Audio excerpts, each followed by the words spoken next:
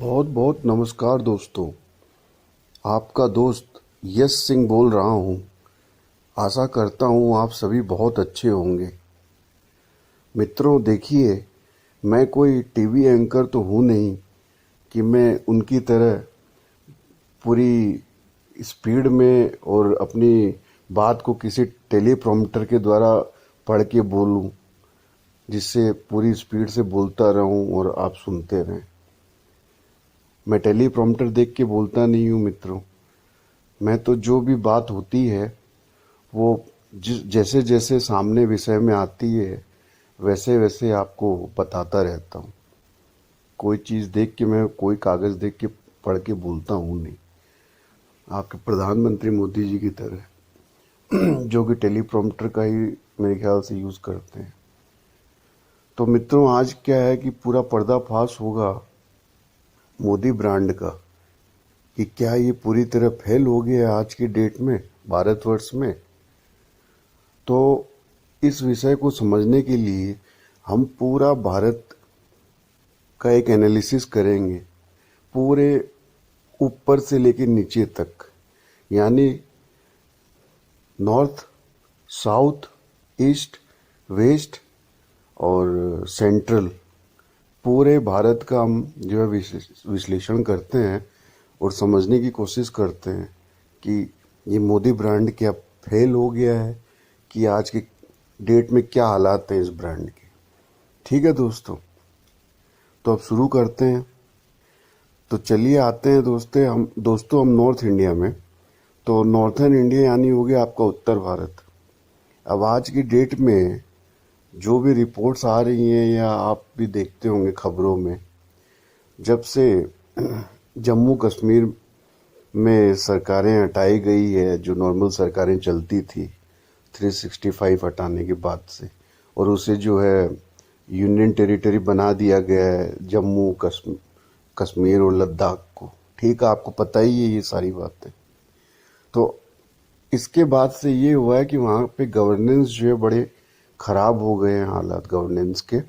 और लोकल जो है पब्लिक, उसमें भी क्या है कि आक्रोश बहुत ज़्यादा है इस वजह से, क्योंकि वहाँ पे लोकल गवर्नेंस की कमी हो गई है, नई अपॉर्चुनिटीज़ कुछ हो नहीं रही है, लॉ एंड ऑर्डर जो है वो भी क्या है लोकली फेल हो गए हैं। तो इस वजह से आज के डेट में वहाँ लोकल जो हैं जम्मू कश्मीर लद्दाख उस सारे प्रोविंस में, यहाँ तक कि आप लद्दाख में भी आप कई बार रिपोर्ट या खबर सुनते होंगे कि वहाँ पे भी कई जो लोग हैं, वांगचू साहब जो हैं वो कई बार प्रदर्शन करते हुए नज़र आते हैं कि भाई उनकी लद्दाख वैली में भी हाल चाल जो है ठीक नहीं है, ये सेंट्रल गवर्नमेंट के द्वारा गवर्नेंस बढ़िया नहीं हो रही है। तो मित्रों बात ऐसी है कि जम्मू और कश्मीर में आज की डेट में आप चुनाव करवा लीजिए तो किसी भी हालत में बीजेपी को तो कोई केंद्र सरकार के लिए भी कोई सीट नहीं मिलने की उम्मीद है, न वहाँ अगर लोकल गवर्नमेंट के चुनाव करवाए जाएं तो भी जम्मू से थोड़ी बहुत सीट के अलावा कश्मीर और लद्दाख इन सब क्षेत्र से कुछ सीटें मिलने वाली हैं। तो कुल मिला के जम्मू कश्मीर में बिल्कुल जो है हालात ढीले ही हैं भारतीय जनता पार्टी के और मोदी के। ठीक है दोस्तों, तो वहाँ से कुछ भी उम्मीद रखना बहुत ही मुश्किल है। वहाँ तो नेशनल कॉन्फ्रेंस जो है फारूक अब्दुल्ला जी की पार्टी और मुफ्ती सईद महबूबा मुफ्ती जी की पार्टी जो है पीडीपी, उनका बड़ा ज़बरदस्त स्ट्रॉन्ग जो है पकड़ है वहाँ पे लोकल लेवल में। आज आप चुनाव करवा लीजिए, आज वो दोनों पार्टियां जीत के निकल के आ जाएगी सामने। तो ये है जम्मू कश्मीर के हालात जो आपको भी पता है और मैंने बयां कर ही दिया। अब दूसरा आ जाते हैं हम हिमाचल प्रदेश में। तो हिमाचल प्रदेश में तो आपने देखा ही है कि इतने ख़राब हालात हुए हैं भारतीय जनता पार्टी की सरकार की वजह से कि कांग्रेस जो है पूरी अच्छे खासे बल से सरकार बना लिया हिमाचल प्रदेश में। तो हिमाचल प्रदेश में वैसे ही कुछ है नहीं भारतीय जनता पार्टी का लेना देना। फिर आ जाइए आप उत्तराखंड में। तो उत्तराखंड में भी इतने हालात ख़राब हैं भारतीय जनता पार्टी के कि से 3 बार तो वहाँ के मुख्यमंत्री को चेंज कर दिया भारतीय जनता पार्टी ने, क्योंकि एक्सेप्टेबिलिटी जो होती है लीडरशिप की वो है नहीं वहाँ पर, क्योंकि कंट्रोल है नहीं, जो है पकड़ स्टेट में है नहीं, क्योंकि वहाँ पे आंतरिक कलह वैसे ही बहुत ज़्यादा है इस भारतीय जनता पार्टी में। तो वहाँ भी मोदी ब्रांड फेल होते हुए नज़र आ रहा है। बस चलने के लिए वो जो है वहाँ चल रही है, बाकी वहाँ पे पकड़ जो है कांग्रेस की बहुत ज़्यादा मजबूत है आज की डेट में। तो वहाँ से भी कुछ फ़ायदा निकलता नहीं दिखता है। पंजाब में भी आपको पता है कि जो है कांग्रेस की सरकार थी पहले, और अब आम आदमी पार्टी की सरकार आ गई है। बीजेपी का तो बिल्कुल भी वहाँ कोई नाम लेने वाला है नहीं, बल्कि किसान आंदोलन के बाद से बहुत ज़्यादा मोदी ब्रांड जो है पूरा नेगेटिव इफेक्ट हुआ है वहाँ पर पंजाब में। तो पंजाब तो आप बिल्कुल भूल जाइए, चाहे स्टेट असेंबली चुनाव का कोई भी मुद्दा हो, चाहे सेंट्रल गवर्नमेंट के लिए कोई भी सीट्स वगैरह आनी है, बिल्कुल भी हालत खराब है पंजाब में। फिर आ जाइए आप दिल्ली में। दिल्ली में वैसे ही आपको पता है आम आदमी पार्टी जो है उसका बहुत ज़्यादा स्ट्रॉन्ग अभी समर्थन भी मिला है एमसीडी के चुनाव में, लोकल म्यूनिसिपैलिटी चुनाव में, और स्ट्रॉन्ग होल्ड रखती है आम आदमी पार्टी। और जब से आम आदमी पार्टी के जो दो बड़े लीडर्स हैं, जैन और उप वहाँ के मुख्यमंत्री सिसोदिया जी, उनको जो है वो जो ईडी सीबीआई का केस बना उनके ऊपर, उसके बाद से वैसे ही वहाँ पे काफ़ी माहौल ख़राब हो रखा है मोदी ब्रांड का, बीजेपी का। तो दिल्ली में वैसे भी हालात नेगेटिव हैं भारतीय जनता पार्टी और मोदी के लिए।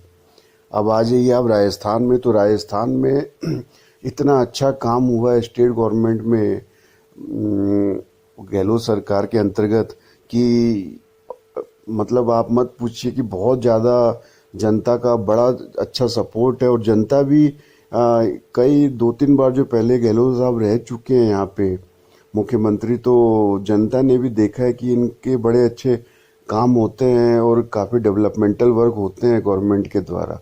इतना अच्छा डेवलपमेंटल वर्क जो है बीजेपी के टाइम में या वसुंधरा गवर्नमेंट के टाइम में बिल्कुल भी नहीं होता है यहाँ पर। तो ये बिल्कुल साफ नज़र आ रहा है पब्लिक को। और इस बार कोरोना और ये काफ़ी और भी काफ़ी सारी स्कीम्स है जिसके अंतर्गत बहुत ही बढ़िया काम हुए राजस्थान में।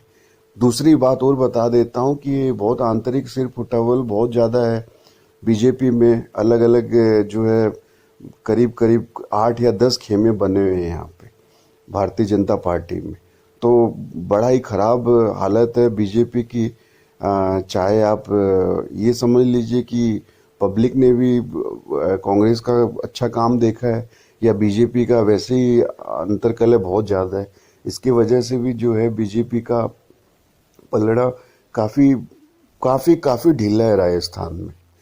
अब आइए आप हरियाणा में। हरियाणा में वैसे ही वो इस तरह की झूली हुई सरकार बनी हुई है दुष्यंत चौटाला जी की पार्टी के साथ, कि आज की डेट में अगर वो कांग्रेस के साथ सरकार बना लें तो बीजेपी पार्टी सरकार से बाहर हो जाएगी हरियाणा में। बिल्कुल बिल्कुल ही कच्चा माहौल है। और दूसरी बात, जब से किसान आंदोलन और ये सब चीज़ें हुई है तब से वैसे ही हरियाणा की पब्लिक बिल्कुल एंटी बीजेपी है, बिल्कुल एंटी मोदी है, बिल्कुल बिल्कुल धरातल में आप देख सकते हैं, पता कर सकते हैं। तो इसकी वजह से जो है हरियाणा में बिल्कुल हालत खराब है बीजेपी की। अब उत्तर प्रदेश में जरूर स्ट्रॉन्ग सरकार रिपीट की है बीजेपी ने दूसरी बार, लेकिन वहाँ भी बहुत अच्छी टक्कर दी थी। आपको पता ही है साइकिल पार्टी ने। तो वहाँ भी जो है आप ये देख लीजिए कि अगर बहुजन समाज पार्टी और समाजवादी पार्टी अखिलेश यादव की मिलकर ठीक से चुनाव वगैरह लड़े तो बहुत बहुत कांटे की टक्कर पहुंचा सकती है ईस्टर्न यूपी में, सेंट्रल यूपी में और वेस्टर्न यूपी में भी। अगर जो है गठबंधन से अच्छी तरीके से चुनाव लड़ें अगर, तो भी वहाँ भी फिर जो है चौधरी चरण सिंह जी की वो जो पार्टी है उसमें भी काफ़ी सपोर्ट मिलेगा किसानों का, बाकी सब समाज का, वेस्टर्न यूपी में भी। तो वहाँ पर भी बहुत अच्छी खासी टक्कर मिल जाएगी। तो नॉर्थ में हमने बात की जम्मू कश्मीर, हिमाचल, उत्तराखंड, पंजाब, राजस्थान, हरियाणा और उत्तर प्रदेश की। अब आ जाइए दोस्तों वेस्टर्न इंडिया की, पश्चिम भारत की बात कर लेते हैं। अब यहाँ पे गुजरात जो है, गुजरात में जरूर स्ट्रॉन्ग होल्ड रखते हैं मोदी ब्रांड और बीजेपी, और एंटी इनकम्बेंसी तो है यहाँ पे काफ़ी, लेकिन इस बार भी आम आदमी पार्टी के चले जाने से वहाँ पे जो है वोट बंट गए थे कांग्रेस और एएपी में, और फायदा मिल गया था बीजेपी को।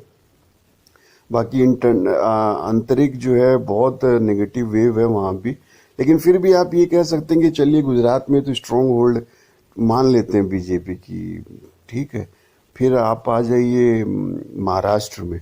तो महाराष्ट्र में आप देख लीजिए, पहले से ही जो है गठबंधन की सरकार चल रही थी, महाविकास अघाड़ी की, जिसको ईडी सीबीआई और पता नहीं क्या क्या केस करके और शिवसेना को तोड़ा गया है और अलग अलग किया गया है, और वहाँ जबरदस्ती की एक दूसरी सरकार बना के, ईडी और सीबीआई की सरकार बोलते हैं उसे लोग, उसे चलाया जा रहा है। तो वो तो पूरी जनता के विरुद्ध, ये जनता ने जो मत दिया था जिस सरकार को, उसको पूरा हटा के, और जिसको बोलते हैं आप डेमोक्रेसी के एंटी डेमोक्रेसी का काम करके बीजेपी ने वहाँ पे जबरदस्ती की जो है महाराष्ट्र में सरकार चला रहे हैं। वो तो, इसको तो कोई सरकार बोलते हैं नहीं दोस्तों। देखिए महाराष्ट्र में पूरी एंटी बीजेपी, एंटी मोदी लहर है वहाँ पे लोकल। तो ये महाराष्ट्र की हालत है आपके सामने, आप खुद ही देख सकते हैं, इसमें ज़्यादा कुछ बताने का है नहीं। हाँ, गोवा में जो है ये जीत के आए हैं बीजेपी, लेकिन गोवा में भी वही है कि कांग्रेस का भी स्ट्रॉन्ग होल्ड है, बाकी और भी वहाँ की लोकल पार्टी है उसका भी है, एनसीपी का भी स्ट्रॉन्ग होल्ड है, ठीक है।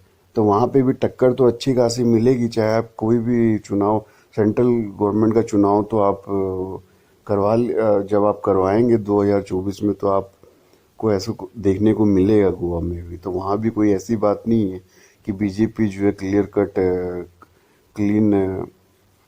क्लीनली बाहर आ जाएगी जीत कर, ठीक है। तो ये वेस्टर्न पश्चिम भारत की बात की हमने, गुजरात, महाराष्ट्र और गोवा की। अब आ जाते हैं दोस्तों ईस्टर्न इंडिया में, पूर्वी भारत में।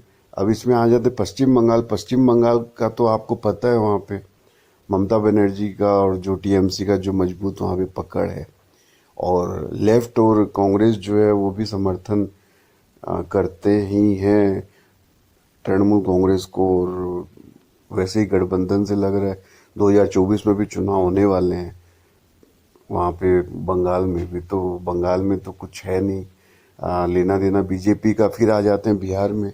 बिहार में आपको पता ही है, ताज़ा ताज़ा वहाँ मेन स्ट्रॉन्ग दो पार्टियां जो है वो जनता दल यूनाइटेड हैं नीतीश कुमार की, और फिर आपकी है लालू जी की पार्टी। तो ये दोनों जो है बड़ी स्ट्रॉन्ग पार्टी है वहाँ पर। और फिर जो है बीजेपी के साथ कोई भी धड़ा इन दो पार्टियों में मिलता है तो वहाँ पे सरकार बनती है। तो स्ट्रॉन्ग होल्ड तो इन दो पार्टियों का ही है मिलकर। अब बीजेपी का तो है नहीं, तो बीजेपी को वैसे ही वहाँ पे काफ़ी अच्छी टक्कर देने वाले हैं नीतीश कुमार। और तो बिहार का आपको हालत ये रहा सामने, आपको समझ में आएगी ये। तो 2024 में भी वैसा कुछ फैक्टर दिखता नहीं है। एंटी मोदी जो है बहुत अच्छी लहर है वहाँ भी। अब आप आ जाइए उड़ीसा में। तो उड़ीसा में वैसे ही पटनायक साहब की अपनी स्ट्रॉन्ग होल्ड की सरकार बनी हुई है, वहाँ चल ही रही है काफ़ी सालों से, और कोई पकड़ है नहीं वहाँ पे बीजेपी की भी। कांग्रेस की तो फिर भी कुछ वहाँ पे है ठीक। असम में आ जाइए। तो असम में तो जो सरकार बनी हुई है वो खुद ही कांग्रेस से लेके आए हुए हैं, जो शर्मा जी हैं उनको ला के सरकार बनाई हुई है।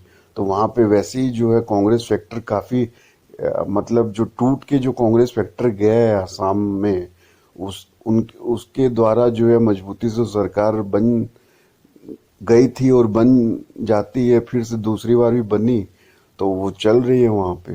तो ऐसा बीजेपी का कोई स्ट्रांग होल्ड से नहीं है, वो तो कांग्रेस जो है उसमें विभाजन या टूट के जाने की वजह से वहाँ पे वो बीजेपी की सरकार हुई है।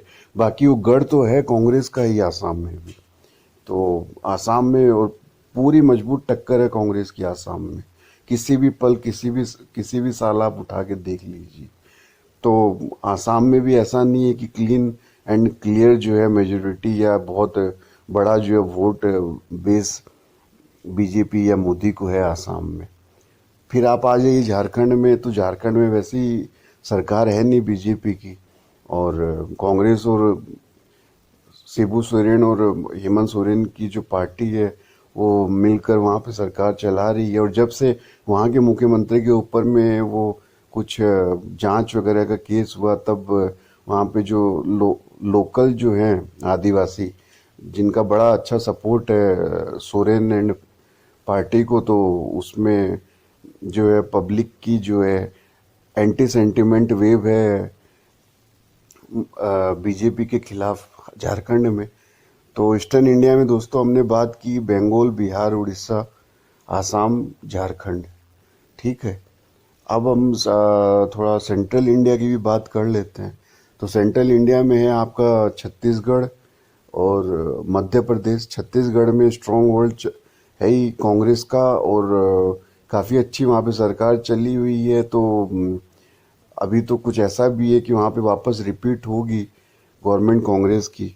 और मध्य प्रदेश में आपको पता है कि ऑलरेडी जनता ने तो जो है वर्डिक्ट, जनता ने सब तो बनाई थी सरकार कांग्रेस की, लेकिन वहाँ भी वो एमएलए का तोड़ फोड़ करके बीजेपी ने, और सिंधिया जी को कांग्रेस से अलग करके, और वैसे वहाँ पे जो एक जबरदस्ती की सरकार अपनी बनाई है। ये आप सत्य है, आपके सब सामने, आपको पता है ये सब चीज़ें मध्य प्रदेश में। तो पब्लिक ने तो वोट कांग्रेस की सरकार कोई बनाने का दिया था, कांग्रेस की सरकार बनी भी थी वहाँ पर कमलनाथ जी की। तो ये तो जबरदस्ती की जो तोड़ फोड़ की सरकार करके अपनी वहाँ पे सरकार चला रहे हैं, और बहुत जबरदस्त एंटी वेव है वहाँ पर शिवराज सिंह चौहान जी का और बीजेपी का। तो वहां से देखिए, जबरदस्ती की सरकार आप कितनी भी बार आप बनाते हैं, तोड़ फोड़ करते हैं, उससे देखिए कुछ फायदा होता है नहीं। आप नहीं करवा सकते बार बार रिपीट। ठीक है, तो ये हालात हैं मध्य प्रदेश की। ये सेंट्रल इंडिया बता दिया मैंने आपको, दोनों स्टेट। अब आ जाइए आप नॉर्थ ईस्ट। अब नॉर्थ ईस्ट के जो ये 4-5 स्टेट्स हैं, इसमें तो 4 या 5 सीटें हैं सेंट्रल गवर्नमेंट की। 2024 के चुनाव में इतना कोई इम्पोर्टेंट होते नहीं है ये सब स्टेट्स। अच्छा, अब आप बात कर लीजिए कि बड़ा बहुत गोदी मीडिया में और बहुत मीडिया में आपने बहुत प्रचार सुना था कि बड़ा झंडा गाड़ दिया है बीजेपी ने वहाँ नॉर्थ ईस्ट में भी। तो वहाँ भी तो लोकल जितनी भी पार्टीज हैं उनको बहुमत मिला है, उनकी वहाँ पे बड़ी अच्छी स्ट्रांग होल्ड है अपने लोकल लोगों में। लोकल जो लोकलाइट्स वहाँ पे नॉर्थ ईस्ट के लोगों की, उनकी अपनी पार्टियां हैं जो हैं वो बड़ी मजबूत हैं वहाँ पर। और बीजेपी की तो एक दो एमएलए हर एक स्टेट में है। अब उसको वो अपनी सरकार बोलने लग जाएं, या अब इनके जो है, आप बताइए दिल्ली मीडिया अगर इस तरह का प्रचार करने लग जाए कि भाई बीजेपी ने बहुत वहाँ पे सरकारें बना ली नॉर्थ ईस्ट में, तो वो देखिए प्रचार तंत्र की बात है, वो सब आप बात कर सकते हैं। लेकिन एक्चुअली जो बात है, बात तो ये है कि नॉर्थ ईस्ट में जितने भी स्टेट्स हैं वहाँ पे लोकल जो पार्टियां हैं वहाँ की ज़्यादा स्ट्रांग होल्ड है वहाँ पे, और लोकल लोगों का उन्हीं को सपोर्ट है और वही सरकार बना के रखती है। तो नॉर्थ ईस्ट का ऐसा कुछ इम्पोर्टेंस है भी नहीं, और नॉर्थ ईस्ट की बात भी मैंने आपको बताई ही दी। तो ये हो गई नॉर्थ ईस्ट की बात। अब मित्रों आ जाते हैं साउदर्न इंडिया में, दक्षिण भारत। अब तेलंगाना में तो कोई बीजेपी की कुछ है नहीं पकड़ वहाँ पे, वैसे ही वहाँ पे लोकल पार्टी है वो केसीआर की टीआरएस, जिन्होंने अपने भारत कुछ आरएस तेलंगाना राष्ट्र समिति से भारत राष्ट्र समिति का नाम दिया है। तो वो बड़ा मजबूत है वहाँ पे धड़ा, उनकी सरकार चल रही है। बीजेपी का कुछ लेना देना है नहीं, वहाँ कोई मोदी ब्रांड ही नहीं है वहाँ पर, तो उसका एंटी ब्रांड हो गया है उस ब्रांड का। ये तो बोलने की कुछ जरूरत नहीं है, क्योंकि ब्रांड है ही नहीं साउदर्न इंडिया में कोई मोदी ब्रांड बोल के, कुछ बीजेपी ब्रांड बोल के। अब तेलंगाना हो गया, अब आंध्र प्रदेश में आ जाइए। आंध्र प्रदेश में भी वही वहाँ की जो लोकल पार्टी है जगन रेड्डी वाली, उन्हीं की गवर्नमेंट है वहाँ पे। या तो वहाँ भी वैसे बीजेपी को कोई नहीं जानता है, ना वहाँ पे कोई हिंदी लैंग्वेज की कोई ऐसी कुछ बात है कि भाई हिंदी भाषी लोग, वहाँ लोकल अपनी जो लैंग्वेज होती है, वहीं की पार्टियां होती है, वहीं के लीडर, वहीं की वो पकड़ होती है। हिंदी भाषी स्टेट्स होते भी नहीं है साउदर्न इंडिया में, तो वहाँ की वो लोकल राजनीति है। फिर आ जाइए आप कर्नाटका में। कर्नाटका में आपको भी पता है, अब मैं क्या बताऊं कि वहाँ भी वैसे ही तोड़ मरोड़ के कांग्रेस को वर्डिक्ट मिला था। पब्लिक ने सपोर्ट तो कांग्रेस को ही दिया था वहाँ पे। जेडीएस के साथ में देवगौड़ा जी की जो पार्टी है उसके साथ में सरकार बनी भी थी। पब्लिक ने तो सरकार उन्हीं की बनवाई थी। फिर वापस से वही वो एमएलए वगैरह का तोड़, हॉर्स ट्रेडिंग का ये शब्द शब्द जो यूज किए जाते हैं, उसके द्वारा वो जबरदस्ती बोले या जैसे भी जो है आपके सामने वो सरकार वैसे कर्नाटका में फिर बीजेपी ने अपनी बनवाई और अपनी चलवा रहे हैं। तो कर्नाटक में तो आपके सामने की बात है, इसमें आपको क्या बताएं। और बहुत ज़्यादा एंटी इनकम्बेंसी है वहाँ पे, क्योंकि गौर देखिए पब्लिक का जो वर्डिक्ट होता है उसको आप तोड़ के, और जब अपनी अलग से आप बनाते हैं और पब्लिक जब आंखों से देखती है कि आपने उनके वर्डिक्ट के आप विरुद्ध जाके जो है ये काम कर रहे हैं, तो आप फिर वो फिर पब्लिक के सामने आ जाता है। उसमें फिर आपकी मीडिया और आईटी सेल वगैरह कुछ कितना भी उसमें पेंट करे, वॉश आउट करे, उसको वो नहीं हो सकता है, ठीक है। तो वो पब्लिक जो है बड़ा इंटरनल सेंटिमेंट बहुत खराब है भारतीय जनता पार्टी के लिए। मोदी ब्रांड बिल्कुल वॉश आउट है। लोकल जो सीएम है वो तो पे सीएम बोलकर बहुत ज़्यादा जो है चल भी रहा है वहाँ पे, और चला भी था, और बहुत ज़्यादा करप्शन वगैरह और पब्लिक का एंटी सेंटिमेंट वगैरह सरकार तोड़ के अपनी ज़बरदस्ती जो बीजेपी ने सरकार बनाई कर्नाटका में।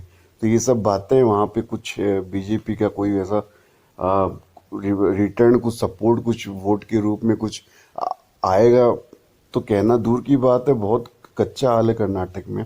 केरला में तो कांग्रेस और हर बार सीपीआईएम की लेफ्ट की इन दोनों की ही सरकारें एक एक करके बनती, इन दोनों का ही गढ़ है केरला। तो बीजेपी को तो कोई नहीं जानता है वहाँ, तो हटा दीजिए, बीजेपी का कोई मतलब है नहीं वहाँ पे कुछ बात करके। तमिलनाडु में वैसे कोई नहीं जानता बीजेपी को। तो साउदर्न इंडिया में तेलंगाना, आंध्र प्रदेश, कर्नाटका, केरला, तमिलनाडु, कोई नहीं, बीजेपी का कुछ लेना देना है नहीं, हिंदी भाषी स्टेट्स है नहीं, और लोकल पार्टीज है वहाँ पे, स्ट्रॉन्ग होल्ड उन्हीं का है राज्य में। और उसके बाद में जो है सेकंड जो है पुरानी पार्टी कांग्रेस है, उसका जो है होल्ड है। एक एक स्टेट में तो हर बार रिपीट होती है गवर्नमेंट कांग्रेस की केरला में, और बाकी भी हर एक राज्य में अपने जो है एमपी की पार्लियामेंट की सीट्स वहाँ पे पहले से निकलती आई हैं, क्योंकि पुरानी पार्टी उसका होल्ड है साउदर्न इंडिया में। बीजेपी का तो कुछ लेना देना है ही नहीं साउदर्न इंडिया में। तो कुल मिला के देखिए हमने पूरे भारतवर्ष का जो है विश्लेषण आपके सामने किया। अब आपके सामने की बात ही है कि उत्तर प्रदेश, गुजरात, गोवा और आसाम, अब ये क्या इन चार राज्यों को लेके आप 2024 का चुनाव जीतना चाहते हैं? नहीं हो सकता है। ये मोदी ब्रांड जो है सिर्फ इन चार राज्यों को लेके या बीजेपी जो है वो सोच रही है जीतना पूरे भारत में। मोदी ब्रांड जो है यही मैं बता रहा हूँ कि कहीं भी एग्जिस्ट नहीं करता। मोदी ब्रांड जो है फेल हो चुका है। उत्तर प्रदेश में भी बहुत अच्छी खासी टक्कर मिलने वाली लोकल पार्टीज, समाजवादी, बीएसपी वगैरह से। गुजरात में ठीक आपका गढ़ है, और गोवा में भी फाइट तो मिलेगी, लेकिन ठीक है। और आसाम आसाम में वैसे ही आप कांग्रेस को लेके, कांग्रेस के धड़े को लेके आप अपना सरकार चला रहे हैं। तो सिर्फ उत्तर प्रदेश और गुजरात रह जाता है, गोवा और आसाम में तो फाइट मिलेगी। तो देख लीजिए आपके सामने जो भी है, ये सब मैंने बातें बताई है, जो पूरे भारत का मानचित्र आप देख लीजिए, और इसका पूरा विश्लेषण अपने लोगों ने बैठ के किया। तो आपके सामने कहाँ पर बीजेपी या मोदी ब्रांड जो है आपको दिखाई पड़ता है? तो टोटली मोदी ब्रांड जो फेल हो चुका है भारतवर्ष में, इस बात को कहने में कोई भी गुरेज नहीं होना चाहिए, कोई शंका नहीं होना चाहिए, और इसमें कंफ्यूजन होना भी नहीं चाहिए। सीधी बात है, स्पष्ट बात है, आपके सामने जो बात है वो पूरी बताई गई है। आप वीडियो को फिर से रिपीट करके सुनिए तो आपको फिर से क्लियर आउट आ जाएगी क्या हमने विश्लेषण किया, क्या आज की सच्चाई है, और आज के हालात में अगर चुनाव करवाए जाएं तो क्या मोदी ब्रांड काम करेगा, क्या बीजेपी काम करेगी? कहीं भी तो कुछ नजर आ नहीं रहा है ऐसा कुछ। अब आते हैं दोस्तों, क्या कारण है ये मोदी ब्रांड क्यों फेल हो गया भारतवर्ष में? तो देखिए, सबसे पहले स्टार्ट करते हैं इतिहास में। 2014 के बाद में जो डीमोनेटाइजेशन जो किया था मोदी सरकार ने अचानक से, तो ये बहुत बड़ा आघात लगा था भारत की इकोनॉमी पर। लेकिन जनता तो समझ नहीं पाई ये क्या हुआ। उसके बाद से बहुत जो है इकोनॉमी ड्रास्टिकली जिसे बोलते हैं बहुत गिरी भारत की इकोनॉमी, जो जिसकी वजह से फिर उभर भी नहीं पाई। कोरोना के पहले तक बहुत खराब ही रही इकोनॉमी डीमोनेटाइजेशन की वजह से, क्योंकि गलत तरीका का डीमोनेटाइजेशन था। अब इसमें रिजर्व बैंक ने बोला कि भाई हमने जो है सलाह दी थी, सरकार बोलती है कि सलाह मिली थी, और ऐसा तो कुछ सामने भी नहीं आया कि सलाह दी थी। और दूसरी बात है कि अचानक से ये इतना बड़ा डिमोनेटाइजेशन आप बिना लोकसभा के पटल पे इसका सब पार्टियों के सामने में रखे बगैर आप खुद से कर देते हो, ऐसा है भी नहीं भारत के कानून में। तो भी ये डिमोनेटाइजेशन किया गया, और कहीं से कुछ फायदा क्या नुकसान रहा इस डिमोनेटाइजेशन का? पूरा कमर तोड़ के रख दिया इस डिमोनेटाइजेशन ने अर्थव्यवस्था का। नोटबंदी ने पूरी अर्थव्यवस्था की कमर तोड़ डाली, जो आज तक उबर नहीं पाया। और कोरोना से तो फिर वैसे ही और पूरा विश्व में मंदी पड़ गई थी, तो डिमोनेटाइजेशन की तो पहले से मंदी, ये भारत सरकार ने मंदी दी थी डिमोनेटाइजेशन करके। फिर जो है जीएसटी, ये कारण हम जो है डिस्कस कर रहे हैं कि मोदी ब्रांड फेल क्यों हो भारत में। तो सबसे पहले हमने बात कर ली डिमोनेटाइजेशन का, फिर की, और दूसरी बात जो है जीएसटी। जो जीएसटी है बिल्कुल भी ठीक से फॉर्मुलेट हुई नहीं है भारत में, क्योंकि भारत में वैसे ही जो है वाणिज्य और फाइनेंस मिनिस्ट्री जो संभालने वाले एक प्रॉपर फाइनेंस मिनिस्टर तो है नहीं भारत में। अब हिस्ट्री जो पढ़े हुए लोग हैं उनके हाथ में फाइनेंस मिनिस्ट्री दे के चलाई जा रही है, तो फिर वो वाणिज्य का जो मैनेजमेंट है वो तो फेल होना ही था भारत में। तो ये जीएसटी जो इम्प्लीमेंट की गई है, कभी मतलब जीएसटी की तो ऐसी बात है दोस्तों कि आज तक लोगों को पूरी तरीके से समझ में नहीं आया कि उनके प्रोडक्ट जो हैं वो जीएसटी में कौन से स्लैब में आते हैं। आज तक भी जो क्लैरिटी नहीं है।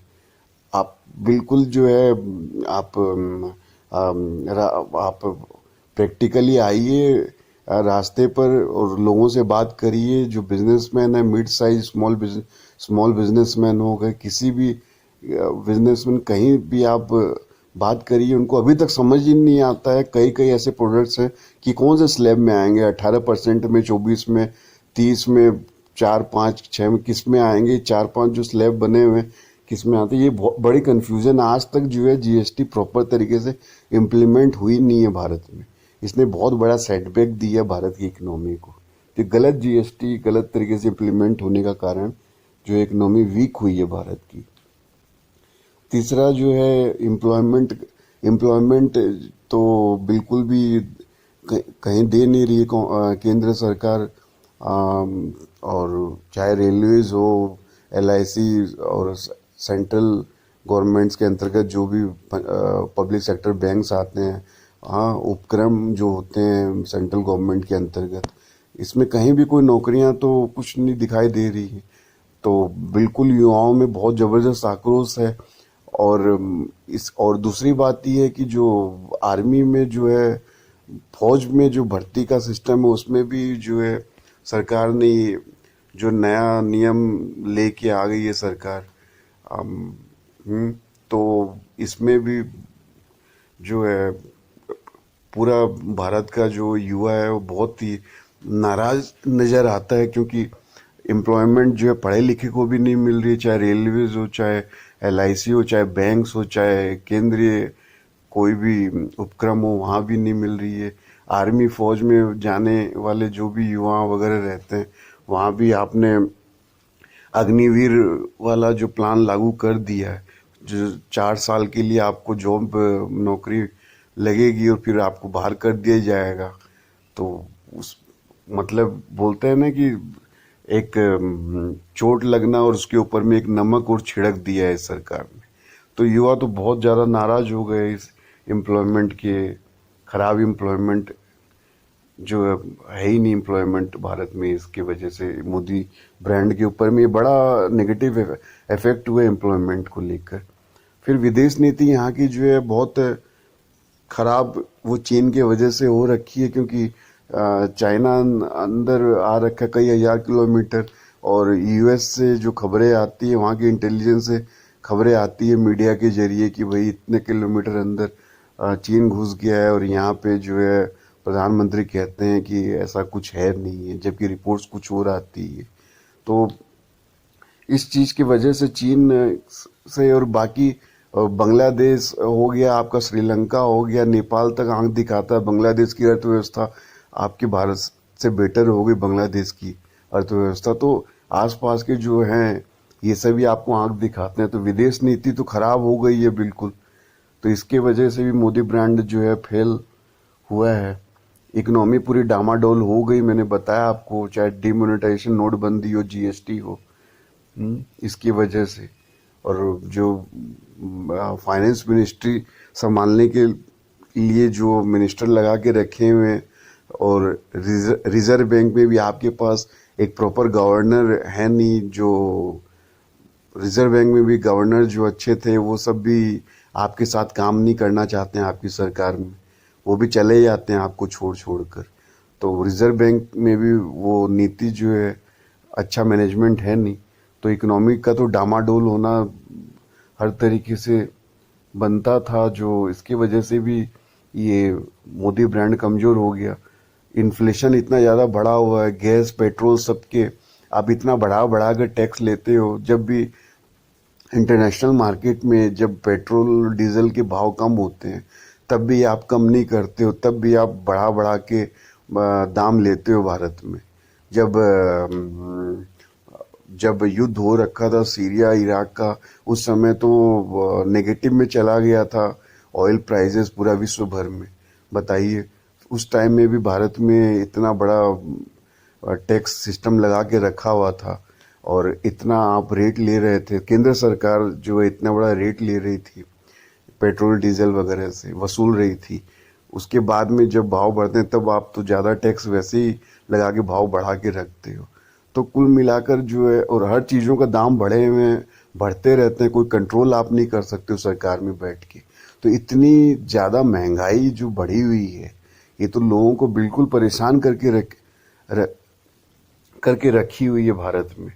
लोग बिल्कुल नाराज हैं इस बड़ी महंगाई से, जिसको आप कंट्रोल नहीं कर सकते हैं। और जहां आप कंट्रोल कर सकते हैं, जब आप कंट्रोल करने का आपको मौका मिलता है ऑयल सेक्टर में, तेल में, तब भी आप नहीं करते हैं। उसमें भी आप बहुत ज़्यादा भाव बढ़ाकर जो है टैक्स वसूलते हैं लोगों से। तो ये तो जनता देख रही है। तो आपका तो नाम तो इसमें बड़ा अच्छा हो नहीं सकता। ये तो आपका ब्रांड जो भी आपने बनाया होगा वो तो पूरा धूमिल हो ही जाता है इस वजह से। और इसके बाद आ जाते हैं आप जातिवाद और धार्मिक ध्रुवीकरण, इतना ज़्यादा देश में हावी हो गया है। तो लोग तो देखते हैं, क्योंकि ज़्यादातर लोग तो इस तरह के पक्षधर होते नहीं है कि भाई जातिवाद या धार्मिक ध्रुवीकरण भारत में बढ़े। भारत में जो है सब तरह के लोग बड़े कई हजारों हजारों साल से घुल मिलकर रहने वाले हैं। यहाँ का तो इतिहास ही इसी तरह का है। तो यहाँ के तो लोगों के ब्लड में ही नहीं है इस तरह से कि भाई धार्मिक या जातिवाद करके लड़ाई दंगा और इस तरह से रहें। यहाँ पे सब मिलजुल के रहने की यहाँ पे सिस्टम है, जो लोग मिलजुल के रहने रहे हैं पूरे कई हजारों साल से, तो उसमें आपकी जो नीति फेल होते हुए नजर आती है, तो आपका ब्रांड कहाँ से बनेगा? आपको तो नेगेटिव ही ब्रांड होगा। तो हम बात कर रहे हैं कि किन किन वजह से एंटी मोदी की जो वेव है वो उभर के आ रही है भारतवर्ष में। ठीक है। फिर बाकी भी जितने भी गवर्नमेंट एजेंसीज हैं, जितने भी आपके मंत्रालय हैं, कहीं भी प्रॉपर मिनिस्टर, प्रॉपर लोग हैं नहीं जो आपका जो गवर्नेंस है सरकार का वो ठीक से चला सके। आपको जो है फॉरेन मिनिस्टर के लिए कोई आदमी प्रॉपर कोई मिनिस्टर के रूप में कुछ मिलता नहीं आपके अपनी पार्टी में। तो जो पहले से जो फाइनेंस ये फॉरेन मिनिस्ट्री में जो लगे हुए लोग थे उनको आपको जो है फॉरेन मिनिस्टर बनाना पड़ता है।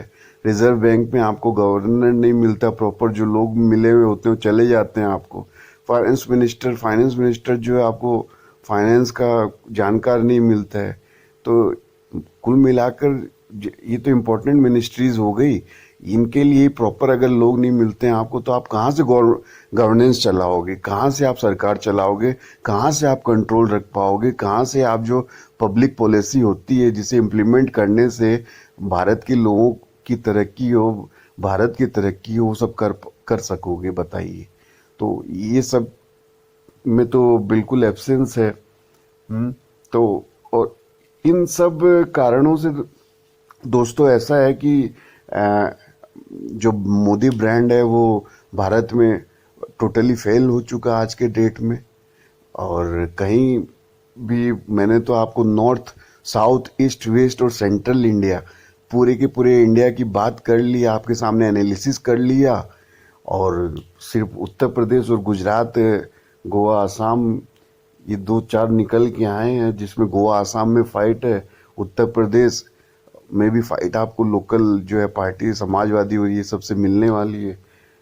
गुजरात को, सिर्फ गुजरात को लेके आप पूरा अगर भारत जीतना चाहते हो 2024 में, तो आप कैसे जीतोगे? और अब फाइनली आ जाते हैं इस बात पर कि ईडी, सीबीआई ये सब लगा देते हैं आप विपक्षी जो लीडर्स हैं उनके ऊपर में। तो विपक्षी जो पार्टियां हैं, विपक्षी दल जो हैं, जो अपने अपने स्टेट्स में होल्ड बनाकर रखे हुए हैं, जो लोगों का सपोर्ट है उनको हर एक स्टेट में अपने अपने, तो पूरे हर स्टेट की जो लोग, जो पब्लिक होती है उस स्टेट की, उन सबके साथ में जो है आप क्या कहते हैं उसे, उनको तो आप कभी भी आप अच्छे नहीं लगोगे कि उनके जो लोकल पार्टीज हैं या हाँ लोकल लीडर्स हैं उनके विरुद्ध में आप ईडी, सीबीआई ये सब लगा देते हो। या फिर जो अपोजिशन मेन पार्टी है कांग्रेस भी आप मान लीजिए बात करिए, इनके ऊपर भी लगा देते हो। और महाराष्ट्र में इस तरह से सरकार गिराते हो।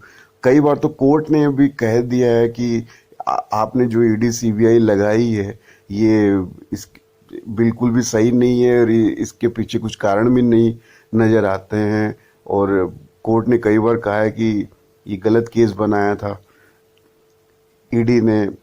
ये संजय राउत का केस है, आपको अगर याद हो तो कुल मिलाकर ईडी, सीबीआई आप जबरदस्ती का लगा देते हो, कुछ होता है नहीं उस केस में।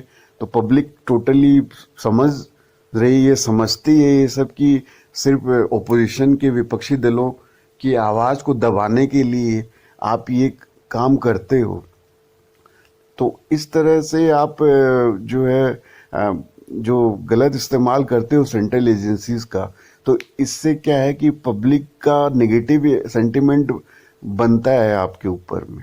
इससे आपका कोई ब्रांड नहीं बनता, आपकी कोई आपका मैकेनिज्म जो है वो ऐसा नहीं लगता लोगों को बड़ा अच्छा आप कर रहे हो। आप अपने आप से आप अपना नाम जो है खराब कर रहे हो। अब दोस्तों देखिए, फाइनली बात यह है कि पूरा इंडिया का मैंने आपको आपके सामने में पूरा विश्लेषण कर दिया, हर एक स्टेट का कर दिया, हर एक जितने जो भी मेजर रीजंस हो, कारण हैं, वो मैंने बता दिए। क्यों कि एंटी मोदी वेव क्यों है, क्यों मोदी ब्रांड फेल हो चुका है भारतवर्ष में। अब आप वापस से इस वीडियो को रिपीट कर लीजिए, सुनिए, समझिए जो भी मैंने बोला है। और आपको कुछ त्रुटियां लगती हैं तो मुझे माफ़ करिए। मैं कोई प्रोफेशनल एंकर हूँ नहीं टीवी का। दोस्तों, तो मैं जो भी कह रहा हूँ टेलीप्रॉम्प्टर देख के बोलता नहीं हूँ। तो जैसा जो एनालिसिस मैं करता हूँ, सोच समझ के वैसे मैं बोलता हूँ, बात करता हूँ। तो मेरे ख्याल से तो जो मैंने एनालिसिस की है, जो आपके सामने आंकड़े रखे हैं, जो आज के माहौल के हिसाब से जो बात आपके सामने बताई है, तो वो आपको शायद समझ में आई हो, ठीक लगी हो। तो आप प्लीज़ इस को शेयर जरूर कीजिएगा, क्योंकि गोदी मीडिया वगैरह तो ये इनके तो हाथ बंधे हुए हैं, तो कर नहीं सकते शेयर। और आप अगर सोचते हैं कि भारत में डेमोक्रेसी और जो है लोकतंत्र कायम रहे, मजबूत हो, तो इस तरह की आवाज़ों को आपको शेयर करना चाहिए। बाकी आप सब ज़्यादा समझदार हैं, और इससे ज़्यादा मैं आपको क्या कहूँ। तो दोस्तों, आज के लिए बस इतना ही। आपका दोस्त यश सिंह साइनिंग ऑफ। सत्यमेव जयते।